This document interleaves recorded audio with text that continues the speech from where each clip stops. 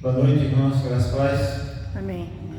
Vamos abrir a palavra do Senhor no Salmo de número 131.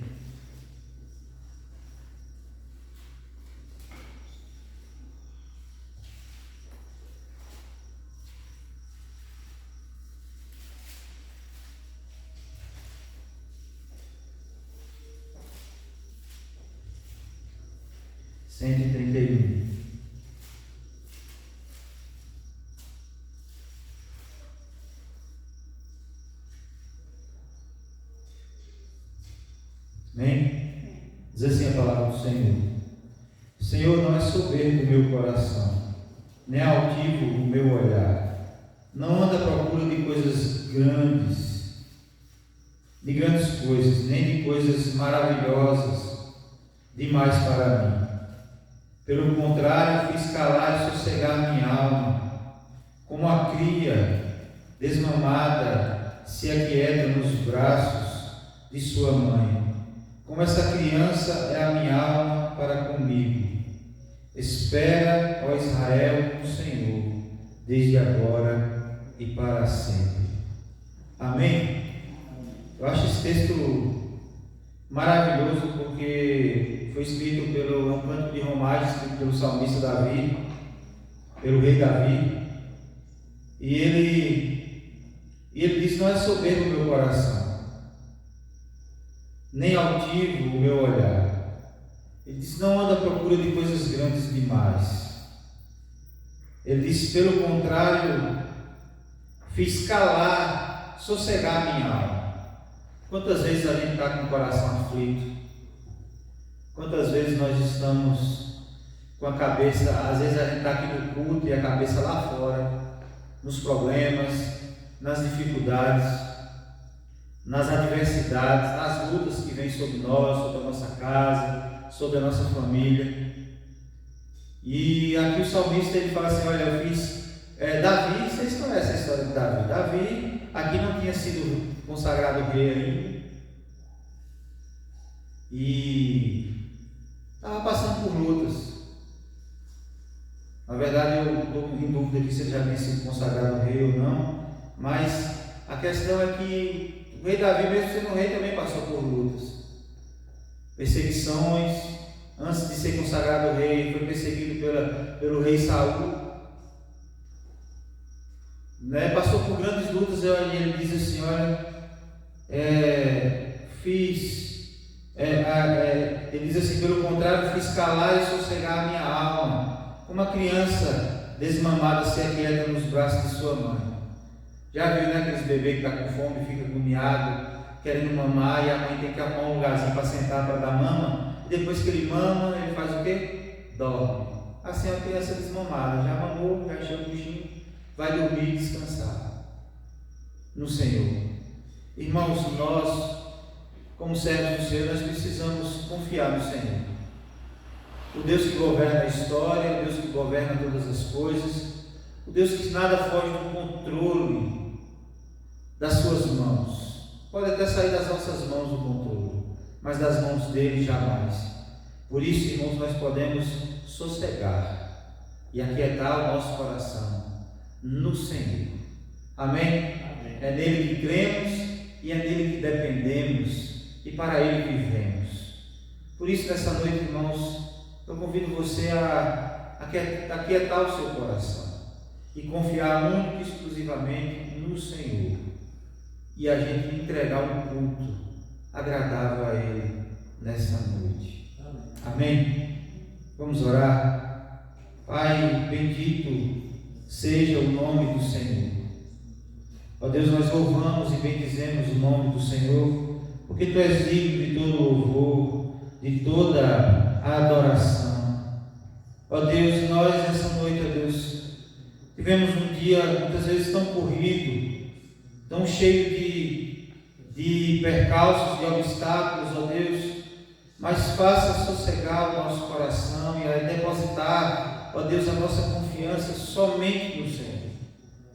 Ó Deus, rogamos a Ti, ó Deus, que o Senhor tenha misericórdia de nós e purifique o nosso coração e perdoa-nos dos nossos pecados, pois somos falhos e pecamos contra nós, contra os nossos familiares e contra o Senhor. Por isso nós pedimos perdão ao Senhor pelos nossos pecados.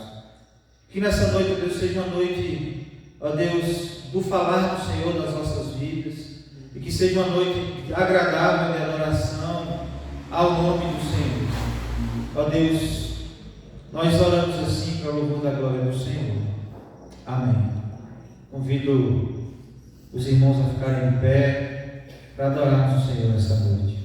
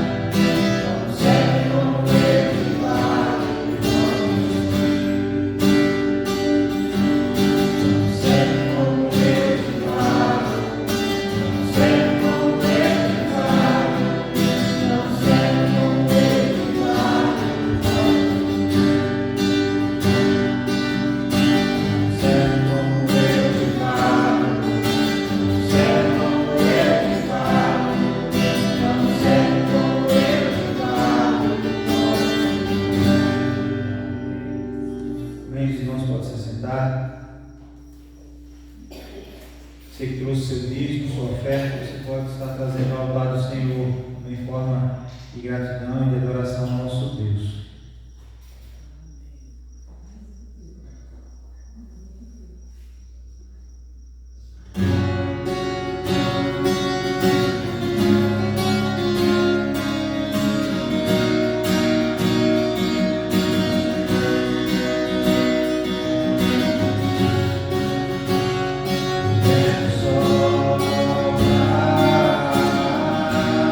Só Ele sabe para onde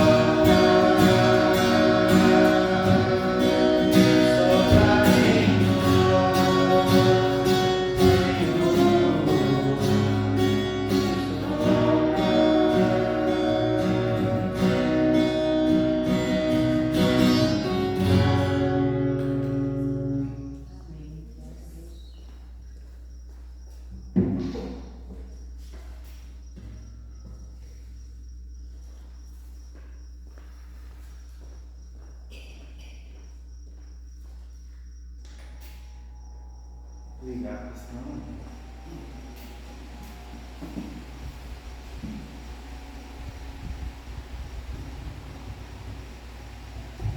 Vamos abrir a palavra do Senhor em Romanos, capítulo 15.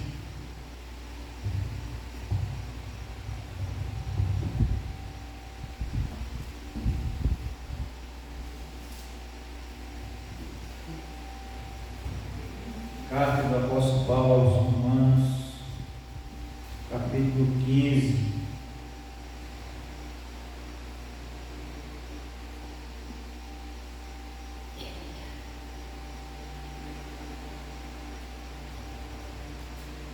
Já estamos encerrando essa carta.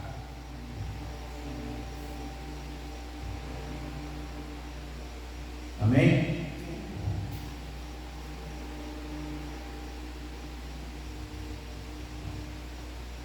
Essa é a palavra do Senhor.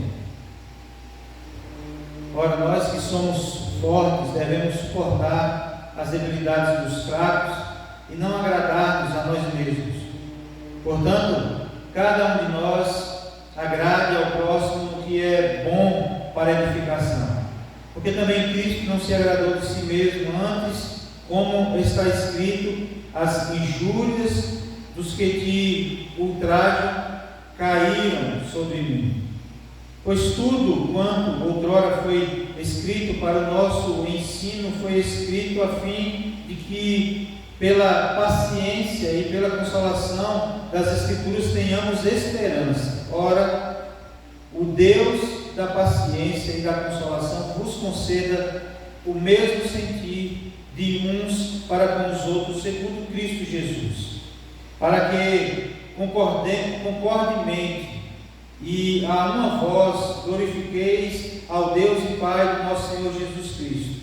Portanto, acolhei-vos uns aos outros, como também Cristo nos acolheu para a glória de Deus. Digo, pois, que Cristo foi constituído ministro da circuncisão em prol da verdade de Deus, para confirmar as promessas feitas aos nossos pais e para que os gentios glorifiquem a Deus por causa da sua misericórdia, como está escrito: por isso eu te glorificarei entre os gentios e cantarei louvores ao teu nome. E também diz: alegrai-vos, ó gentios, com o seu povo. E ainda, louvai ao Senhor, vós todos os gentios, e todos os povos o louvem. Também Isaías diz: haverá a raiz de Jessé, aquele que se levanta para governar os gentios. Nele os gentios esperarão, e o Deus da esperança vos encha de todo gozo e paz no vosso crer, para que sejais ricos de esperança no poder do Espírito Santo. E certo estou, meus irmãos, sim, eu mesmo, a vosso respeito, de que estáis possuídos de bondade, cheios de todo conhecimento, aptos para vos admoestardes uns aos outros. Entretanto, vos escrevi em parte mais ousadamente, como para vos trazer isto de novo à memória, por causa da graça que me foi outorgada por Deus, para que eu seja ministro de Cristo Jesus entre os gentios, no sagrado encargo de anunciar o Evangelho de Deus, de modo que a oferta deles seja aceitável, uma vez santificada pelo Espírito Santo. Tenho, pois, motivo de gloriar-me em Cristo Jesus nas coisas concernentes a Deus, porque não ousarei discorrer sobre coisa alguma, senão sobre aquele que Cristo fez por meu intermédio, para conduzir os gentios à obediência por palavra ou por obras, por força de sinais e prodígios, pelo poder do Espírito Santo, de maneira que desde Jerusalém e circunvizinhanças, até ao lírico, tenho divulgado o Evangelho de Cristo, esforçando-me deste modo por pregar o Evangelho, não onde Cristo já fora anunciado, para não edificar sobre fundamento alheio. Antes, como está escrito, hão de vê-lo aqueles que não tiveram notícia dele, e compreendê-lo os que nada tinham ouvido a seu respeito. Essa foi a razão porque também muitas vezes me senti impedido de visitar-vos, mas agora não tenho já campo de atividade nessas regiões, e desejando há muito visitar-vos. Penso em fazê-lo quando em viagem para a Espanha, pois espero que de passagem estarei convosco, e que para lá seja por vós encaminhado, depois de haver primeiro desfrutado um pouco a vossa companhia. Mas agora estou de partida para Jerusalém, a serviço dos santos, porque aprouve a Macedônia e a Acaia levantar uma coleta em benefício dos pobres dentre os santos que vivem em Jerusalém. E isto lhes pareceu bem, e mesmo lhes são devedores, porque se os gentios têm sido participantes dos valores espirituais dos judeus, devem também servi-lo com bens materiais. Tendo, pois, concluído isto, e havendo-lhes consignado este fruto, passando por vós, irei à Espanha. E bem sei que ao visitar-vos irei na plenitude da bênção de Cristo. Rogo-vos, pois, irmãos, por nosso Senhor Jesus Cristo, e também pelo amor do Espírito, que luteis juntamente comigo nas orações a Deus a meu favor, para que eu me veja livre dos rebeldes que vivem na Judéia, e que este meu serviço em Jerusalém seja bem aceito pelos santos, a fim de que, ao visitar-vos pela vontade de Deus, chegue à vossa presença com alegria e possa recrear-me convosco. E o Deus da paz seja com todos vós. Amém. Amém. Vamos orar mais uma vez. Pai, nós entregamos a Ti os nossos louvores, a nossa adoração, Senhor. Também os dízimos e ofertas, ó Deus. Rogamos que o Senhor abençoe e nos dê temor, sabedoria para administrar. Ó Deus, agora também, ó Deus, pedimos, ó Deus, ensina-nos e fala-nos, ó Deus, pela Tua palavra nesta noite. Que Teu Espírito possa abrir o nosso entendimento, o nosso coração, ó Deus, para que possamos compreender a Tua palavra. Ó Pai, em nome de Jesus Cristo, nós pedimos. Amém. Amém. Irmãos, nós já estamos findando a carta de Paulo, já tem um bom tempo que nós estamos estudando ela. Mas ao longo dessa carta, o apóstolo Paulo, ele nos conduziu aqui pelos fundamentos mais profundos do Evangelho. Nos primeiros capítulos, ele demonstrou que toda a humanidade, judeus e gentios, está igualmente debaixo do pecado. Em seguida, apresentou a maravilhosa doutrina da justificação, que é somente pela fé, mostrando que nós somos aceitos por Deus unicamente por causa da obra de Cristo, não pelo que nós fazemos, não pelo aquilo que nós podemos entregar. Depois, revelou como essa graça que nos é dada, essa graça como ela transforma as nossas vidas. Ela nos conduz à santificação e dando-nos a esperança da glorificação, onde nós estaremos com o Senhor.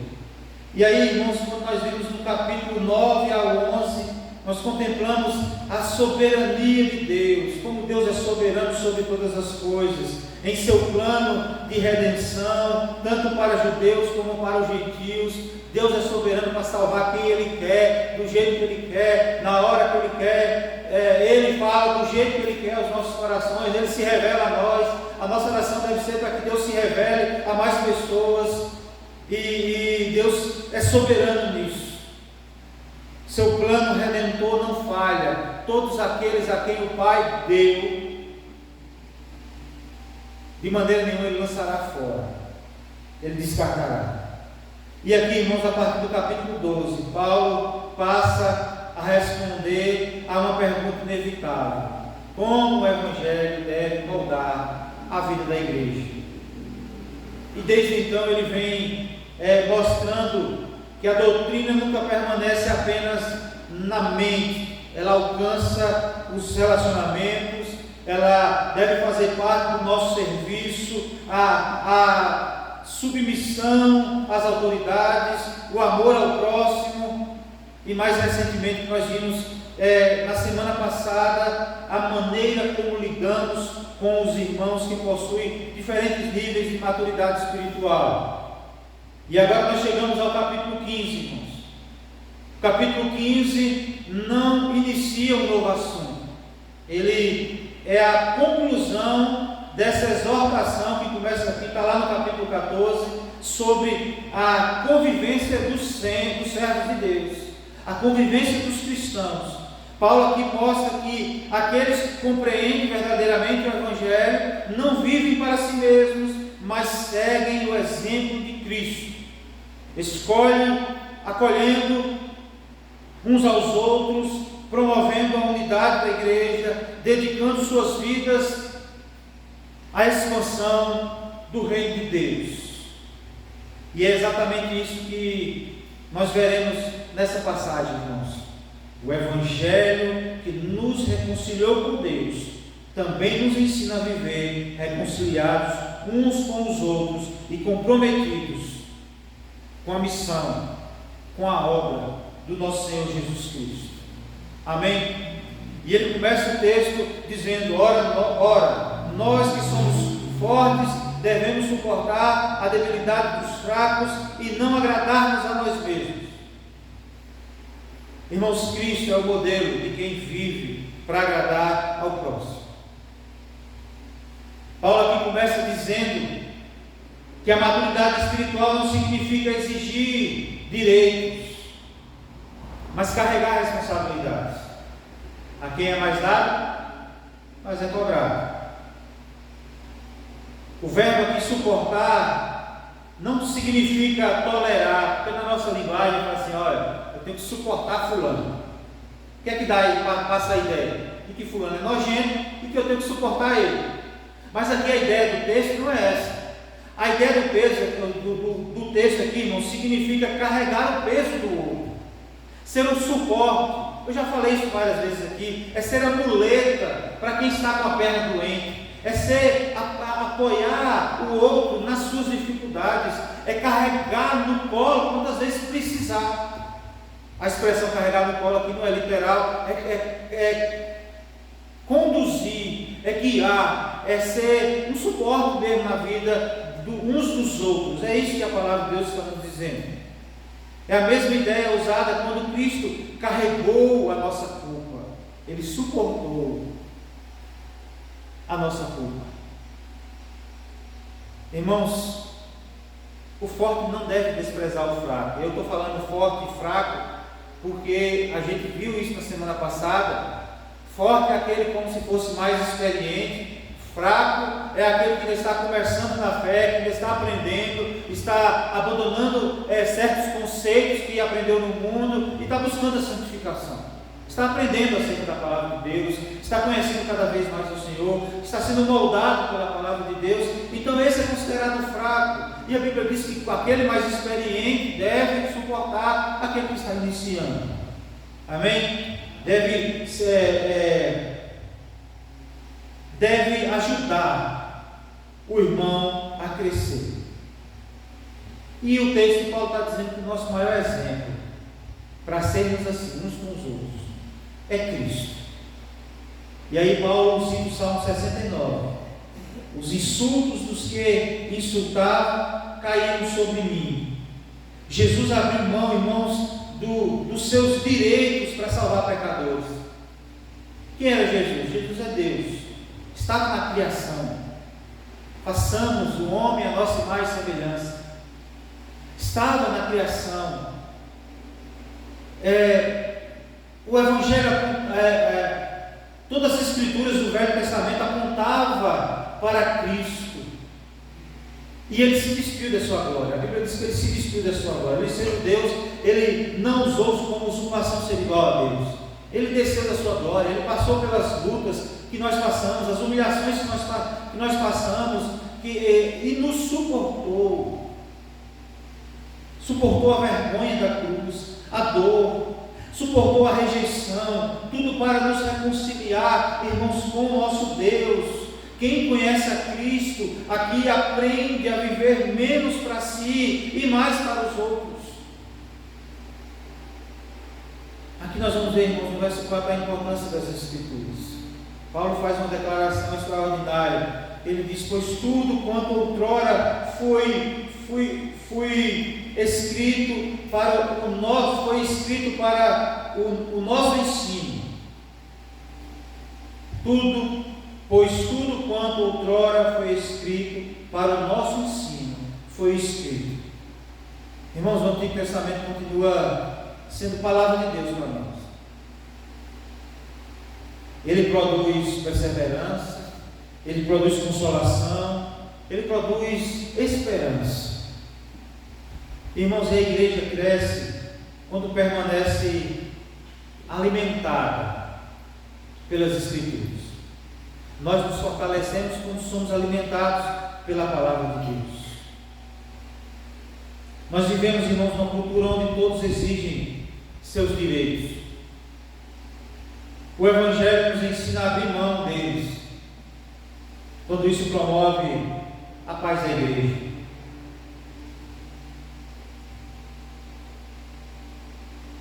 Hoje eu estava lá numa fila fazendo exame de vista na carreta lá. De vez em quando aparecia um espertinho por lá da fila. Eu só olhando de longe: pode ir, eu estou em paz. Estou em paz comigo mesmo. Estou em paz com o Senhor. Eu abro mão do meu direito pela sua esperteza. E Deus está vendo. Irmãos, maturidade não aparece quando vencemos uma discussão. Já pensou? Se eu me levanto da cadeira, da fila onde ninguém estava, e eu falei: ei, seu espertinho, sai daí que você estava ali atrás, agora está aí na frente, eu fosse fazer uma confusão. Daqui a pouco, estava cheio de gente dos patos lá. Aí daqui a pouco esse povo que estava nos patos vinha ver a igreja. Quem era o crentinho que estava pregando aqui na frente? Michel. Poxa, aquele confusento lá, fez zoada lá, já pensou? Então, irmãos, a gente tem que abrir mão, às vezes, de um direito, porque isso parece ser difícil no dia a dia, mas é necessário, porque a gente precisa ser diferente. Na nossa atitude, as pessoas veem Deus nas nossas vidas. Amém? A maturidade, ela não aparece quando vencemos uma discussão, ela aparece quando servimos alguém. Ao mesmo tempo que tinha os espertinhos na fila, tinha pessoas que precisavam de ajuda, tinha pessoas que precisavam ser conduzidas, pois não sabiam direito como proceder. E enquanto eu pudesse ajudar, eu estava ajudando. Irmãos, e enquanto eu fazia isso, eu sentia um prazer enorme no meu coração, pois eu estava servindo os outros. Teve um rapaz, um homem lá, um jovem um pouco mais velho do que eu. Ele estava com sua mãe na cadeira de roda, e não era ela que ia consultar, era ele. Aí ele falou: por que você trouxe ela? Porque ela não tem ninguém, só tem eu, então eu tive que trazer ela para poder ficar aqui.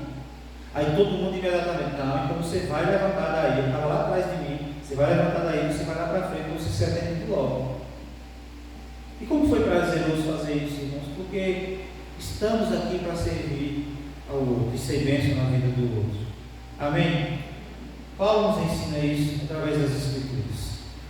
Cristo, a segunda verdade que nós aprendemos nesse texto é que Cristo acolheu pecadores, por isso nós devemos acolher uns aos outros. Acolher, ele diz assim na sua palavra: acolhei-vos uns aos outros, como também Cristo nos acolheu para a glória de Deus. Irmãos, essa talvez seja uma das frases mais bonitas da carta. Porque como é que Cristo nos recebeu? Nós éramos pecadores. Cristo nos recebeu não era porque nós éramos bons. Não foi porque nós merecíamos, nós não merecemos nada. Ele nos recebeu quando ainda nós éramos pecadores. E aí Paulo faz a comparação que é assim: se Cristo, sendo santo, sem pecado nenhum, nos acolheu, pessoas tão indignas, pecadores, e quem somos nós então para rejeitar o nosso irmão? Quem somos nós para rejeitar o nosso irmão? Se Cristo não nos rejeitou, irmãos, como é que nós rejeitamos o nosso irmão, o nosso próximo? E sabe por que Paulo está dizendo isso aqui? Porque a unidade também glorifica a Deus. A igreja que vive unida, ela se fortalece cada dia. O povo de Deus que permanece unido, uma igreja dividida, irmãos, é uma confusão. Mas quando somos unidos, nós nos fortalecemos, nós suportamos uns aos outros, sendo apoio uns dos outros, ensinando, fortalecendo, caminhando com o mais novo na fé, e aí então nós nos fortalecemos mutuamente.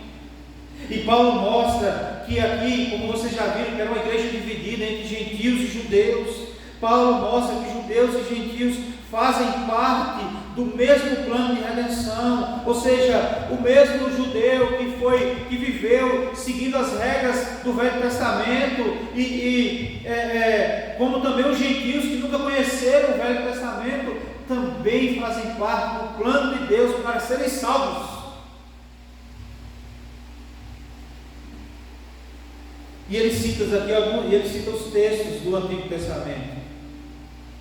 E aqui isso demonstra que Deus sempre planejou salvar pessoas de todas as nações. Não existe igreja de judeus, não existe igreja de gentios, existem apenas um povo de Deus. Um povo de Deus, que serve ao Senhor, que foram lavados e redimidos pelo sangue do Cordeiro, o sangue de Cristo. Amém? E Paulo, irmãos, encerra essa sessão, a primeira sessão, no versículo 13, com uma oração, falando sobre o Deus da esperança. E o Deus da esperança vos enche de toda alegria e paz. Irmãos, perceba, a esperança não nasce das circunstâncias, ela nasce do Deus da esperança. O Espírito Santo fortalece essa confiança. Irmãos, uma igreja saudável, ela não é formada por pessoas iguais, ela é formada por pecadores reconciliados com Deus. A nossa unidade, ela não depende da personalidade, depende do Evangelho, que nos transforma, que nos torna filhos de Deus e nos faz ser da mesma família. Amém? O Deus da esperança vos encha de toda alegria e paz. A nossa esperança, ela não nasce, irmãos, das circunstâncias. Porque se a gente vê o enfermo, muitas vezes, se a nossa esperança for estar em ver ele são, nós podemos nos desesperar. Mas quando nós olhamos para o enfermo e cremos que a esperança de cura é Deus, aí nós podemos ter esperança, porque o nosso Deus é o Deus da esperança. E aí nós podemos confiar no Senhor.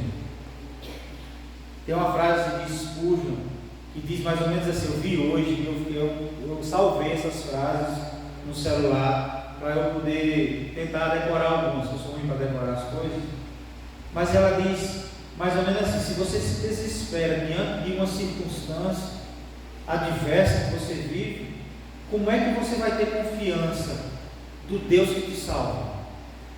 Se você se desespera nas circunstâncias desse mundo, se você tem dificuldade em confiar em Deus diante das adversidades desse mundo, como é que você confia em Deus para a sua salvação? Às vezes é difícil isso, porque a salvação é muito mais difícil do que isso aqui. Nós não tínhamos condição nenhuma, nós só somos salvos por meio de Cristo. Amém? E aí Paulo continua: toda a vida do cristão deve estar comprometida com a missão de Cristo. Agora Paulo aqui começa a falar sobre o seu próprio ministério.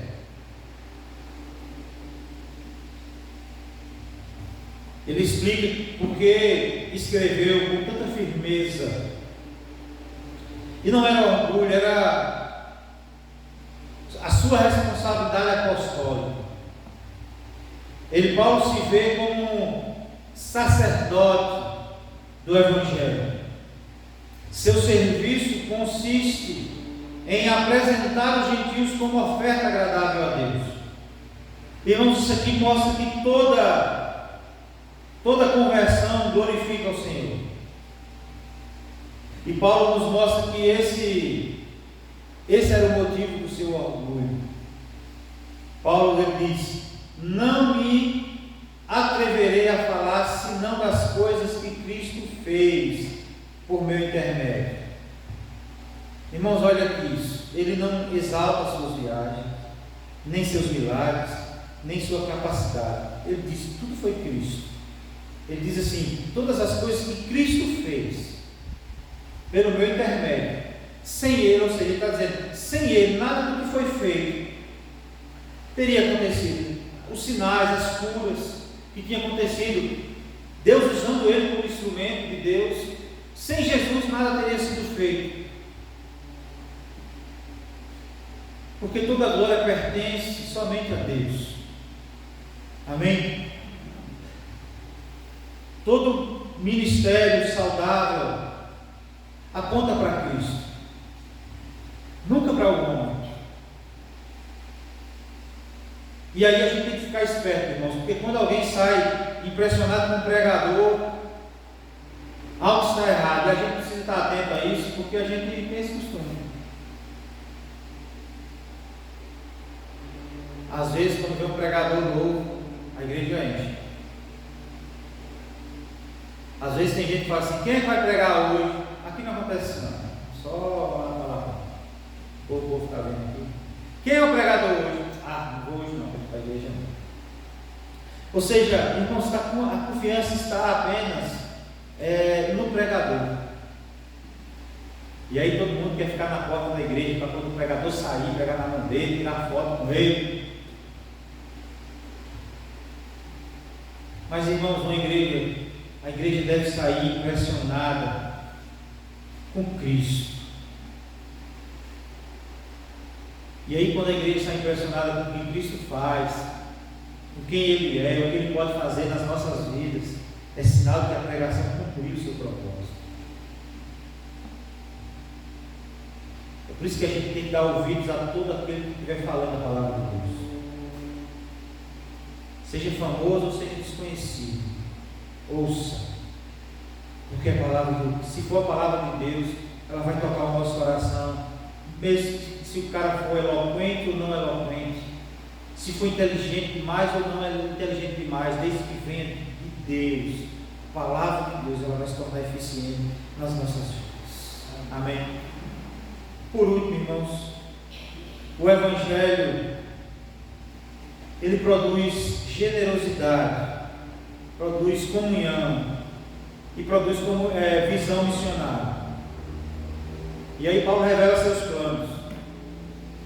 Paulo deseja visitar visitar a igreja de Roma e depois seguir para a Espanha. Mas antes ele ir a Jerusalém, levando uma oferta para os irmãos mais pobres de lá. Isso aqui demonstra que a missão e misericórdia, elas caminham juntas. Quem ama a Cristo, ama a sua igreja. Quem ama a Cristo, ama seus irmãos em Cristo. Amém? E é interessante, irmãos, que Paulo pede oração. Mesmo sendo apóstolo, ele pede oração. Rogo-vos que luteis juntamente comigo nas orações, ele diz. Irmãos, entendam uma coisa aqui: grandes homens de Deus dependem de oração. A liderança da igreja depende da oração dos irmãos. Os pastores, os presbíteros, os diáconos, eles dependem das orações dos irmãos. Paulo, ele sabe isso, ele compreende isso, e ele diz para os irmãos: olha, irmãos, lutem comigo em oração, para que tudo dê certo, para que ao ir para Jerusalém eu não seja atacado, para que quando eu for para a Espanha eu seja recebido e aquele propósito do meu coração seja alcançado. Irmãos, a igreja, ela participa da missão quando ora. Nenhum cristão, nenhum servo de Deus, ele é espectador. Todos participam da obra de Deus. Como que nós vamos participar da obra de Deus? Nós participamos da obra de Deus uns indo.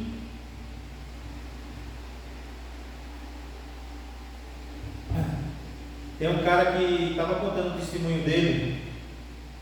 Ele foi para um lugar desse aí, onde a região é islâmica, e disse que chegou os caras lá com os fuzil na cara dele, assim, ó, perguntando quem ele era e tal. E ele falou: eu sou do Brasil. Aí já, na hora que ele puxou o instrumento dele de tocar, tinha a bandeira do Brasil no instrumento. Aí eles ficaram alegres, animados: ah, do Brasil! E aí, canta aí, canta aí. E aí ele disse que começou a tocar o instrumento e cantando louvores a Deus. Ele falou assim: eu não entendia nada, mas eu estava louvando a Deus. E ele se alegrando e dançando também. Ou seja, os muçulmanos louvaram a Deus sem saber quem era que eles estavam fazendo. E aí de repente Deus deu graça a ele, e aqueles homens falaram: você pode ir. Ele disse: eu passei um tempo pregando o Evangelho. Ele disse que no dia que ele pregou a palavra num lugar lá, ele disse que mais de 100 muçulmanos entregaram suas vidas ao Senhor. Sabe por quê, irmãos? É fruto daqueles que vão. Como pregar se ninguém se dispõe aí? Não é isso que a gente leu há uns tempos atrás? Como ouvirão se não há quem pregue? Como pregar se ninguém se dispõe aí? Vai ter aqueles que vão se dispor aí para pregar o Evangelho. Uns indo, outros contribuindo. Muitos missionários estão espalhados sobre o mundo. Irmãos, missionários brasileiros estão espalhados por todo o mundo, que a igreja envia, fruto das ofertas que os irmãos das igrejas dão para as ofertas missionárias. É isso que sustenta aquele povo naqueles lugares não físicos. Uns indo, outros contribuindo, outros orando. Aí eu me lembro do meu avô de novo, que estava dentro do seu quartinho, já velho, cansado, mas fazendo parte da missão da igreja ainda, orando pelos meninos da Etiópia e orando pelos missionários que estavam lá pregando o Evangelho.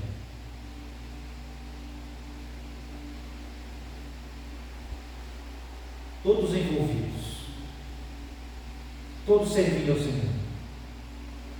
Assim que a igreja caminha firme, triunfante, avançando, pregando a palavra de Deus, dando testemunho, orando, contribuindo, indo, para que o nome de Deus seja glorificado. Isso é maravilhoso, irmãos. Me veio a cena aqui agora. Meu avô já tem 35 anos que morreu. 36. E é provável que o missionário que ele intercedia, que ele nem conhecia, já deve ter morrido também. E eu fico imaginando, aí é coisa da minha cabeça, eu não sei como é o céu, nem sei como é que é os relacionamentos lá, mas a Bíblia diz que aquele que está em Cristo já usufrui do paraíso. E eu fico imaginando aqui, Deus chegando, Jesus chegando para o missionário e falando assim: ó, você passou por aquelas lutas lá naquele país onde você estava, mas tinha gente orando por você. Quem era que estava orando por você? Esse senhor aqui. De onde ele era? Do Brasil. E ele me conhecia? Não, mas eu levantei ele para interceder pela tua vida. Eu fico imaginando essas coisas. Eu me emocionei aqui porque como Deus é maravilhoso. Como Ele levanta e escolhe pessoas improváveis para ser instrumento de Deus nas nossas vidas. E como tem abençoado a igreja no decorrer dos anos. Amém? Por isso nós precisamos, irmãos, participar da missão, orando, contribuindo, indo, pregando, testemunhando, falando acerca de Jesus para as pessoas, porque Ele salva, Ele restaura, Ele cura, Ele liberta, mas o principal, Ele salva. Se temos a esperança da salvação, de que um dia o veremos face a face, é por meio de Cristo Jesus. Amém? Portanto, irmãos, Romanos 15 nos mostra o retrato de uma igreja moldada pelo Evangelho. Ela suporta os fracos, ela acolhe os diferentes, ela glorifica a Deus em unidade, ela serve com humildade e ela vive comprometida com a missão. Tudo isso, irmãos, porque o nosso exemplo, o maior exemplo que nós devemos seguir é Cristo. Amém? Vamos orar, agradecendo a Deus pelo seu propósito em nossas vidas e nos usar como instrumentos dele. Senhor Deus, obrigado pela tua palavra, Deus. Obrigado porque o Senhor fala aos nossos corações, e não é a minha voz, não é a forma como eu conduzo a explicação da palavra, é o teu Espírito quem fala, é teu Espírito quem ministra aos nossos corações, ó Deus. E nós louvamos o Senhor porque a eficácia, ó Deus, da tua palavra não está no pregador e nem na motivação do pregador. A eficácia da tua palavra está no mover do teu Espírito. É isso que torna ela viva e eficaz.